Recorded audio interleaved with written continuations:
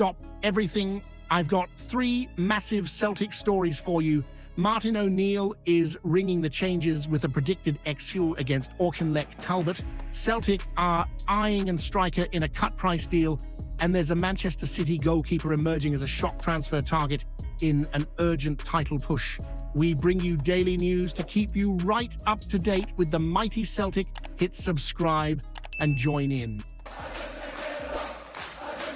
Martin O'Neill knows fine well this is the sort of game that can embarrass you if you treat it like a day out. Auchinleck Talbot might be 7th tier on paper, but anyone who knows Scottish football understands exactly what kind of afternoon this can turn into if standards drop. And after the chaos of this season, nobody at Celtic is in a position to be casual about anything. O'Neill is clearly juggling priorities here.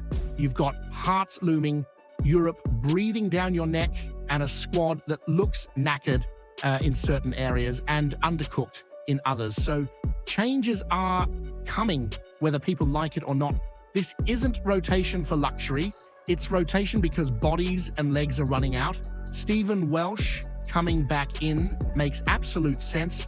He's been grafting away at Motherwell, starting every week, learning how to defend properly in this league, not just pass sideways. If you can't trust him in a Scottish Cup tie against junior opposition, then you may as well admit the development system has failed. Liam Scales, alongside him, keeps a bit of balance, even if nobody's pretending that's a long-term title-winning partnership.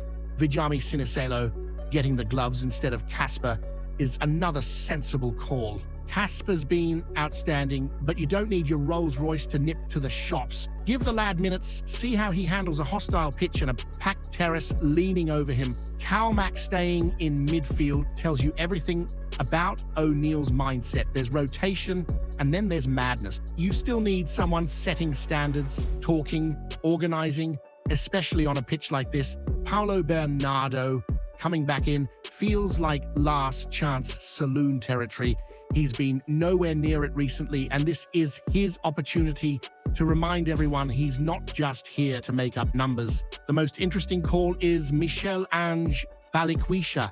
O'Neill clearly doesn't fancy him hugging the touchline like some kind of failed winger experiment. He wants him central, influencing the game, actually thinking.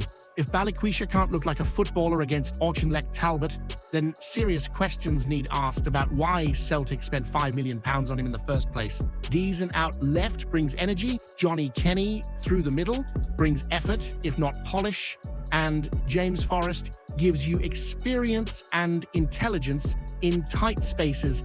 It's not glamorous, but it should be more than enough if the attitude is right. And here's the uncomfortable question every Celtic fan needs to answer honestly. If this rotated side struggles, is that on Martin O'Neill's selections? Or does it finally expose just how thin and unreliable this squad really is? Hit that subscribe button. Lads, let's jai it lolly till we hit 1,500 mad Celtic daffs. So this is where we are now. Celtic crying out for a striker, and the name doing the rounds is a lad currently sitting on a treatment table in Germany. Jonas Wind. You could not script it more Celtic if you tried. When you think of urgency, title races, and Europe, you usually think goals, sharpness, momentum, not a thigh operation and a comeback timeline penciled in with a question mark. But let's be fair for a second. Wind is not some random punt off a YouTube compilation. 26 years old, regular Bundesliga football, and a proven record at Wolfsburg. 31 goals in 84 league starts is respectable in any league, especially one where defending actually exists. Before the injury this season, he was flying. 11 goals and 3 assists, looking like he'd finally hit his peak. Then bang, season interrupted, rhythm gone, and suddenly he's a cut-price opportunity instead of a big money forward. And that's exactly why Celtic are sniffing around. Contract running down, Wolfsburg open to talks, and the board seeing value rather than urgency. Lion are watching as well, which tells you this isn't fantasy stuff, but it also tells you Celtic are not the only ones circling. If it turns into a bidding war, you already know who blinks first. Spoiler alert, it won't be the French. The risk is obvious. You're asking a player coming off surgery to walk into Scottish football, deal with winter pitches, low blocks, and defenders who think subtlety is a myth. And you're asking him to do it fast because the season does not wait. Martin O'Neill wants bodies in, goals in, pressure off. What he does not need is another project who needs weeks to get match sharp. Still, there's a reason O'Neill is considering it. He knows this league. He knows you don't always need flashy. You need someone who can hold the ball, occupy centre-backs, and finish chances when the crowd at Parkhead is demanding blood. Wind, fit and confident, could do that job. Injured and rushed, he could just as easily become another name on the medical update. Meanwhile, across the city, they'd be laughing their heads off at the idea of Celtic gambling a title push on an injured striker, which, frankly, makes it even more tempting if it comes off. So here's the real question for the Celtic fan watching this. Would you rather take a calculated risk on proven quality at a reduced fee, or does signing an injured striker in a title race sum up everything that's gone wrong with recruitment at this club? Hit that subscribe button. Lads, let's giant loldy till we hit 1,500 mad Celtic dafts. This one tells you everything about where Celtic are right now. No panic, but no time for mistakes either. Sitting second, 6 points off Hearts, and with the fixtures tightening like a vice, the club is looking for edges wherever they can find them. And now, the spotlight swings to the goalkeeper position with a very interesting name coming out of Manchester City, Stefan Ortega Moreno. Not a glamorous headline grabber, but listen closely because this is the kind of move that can quietly decide a title race. Ortega has been stuck in the shadows at the Etihad, not because he lacks quality, but because when you're behind a machine like City's number one, minutes are rationed like gold dust. He's trusted, experienced, calm under pressure, and used to playing football at a level where mistakes are punished instantly, and that's exactly why Celtic are looking at him.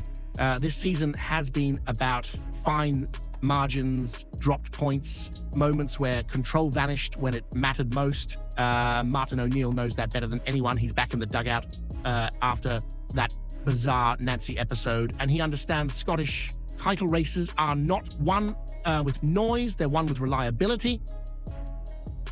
Alone makes perfect sense. No long-term gamble, no financial madness, just a short-term fix that raises standards immediately, especially with Kasper Schmeichel's future still hanging in the air. Ortega comes in as serious competition, not a backup, not a passenger, someone who sharpens everyone around him.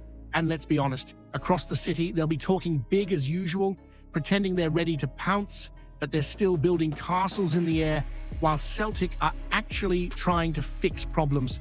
That's the difference. This is about doing the job, not shouting about it.